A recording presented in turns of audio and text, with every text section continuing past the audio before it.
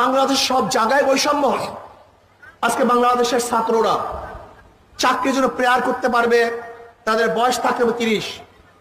অথচ দেখেন আমাদের দেশে কত বড় বৈষম্য। পাহাড়ি ছাত্ররা চাকরির জন্য দরখাস্ত করবে, তাদের বয়স 40 হলেও চলবে। কত বড় বৈষম্য।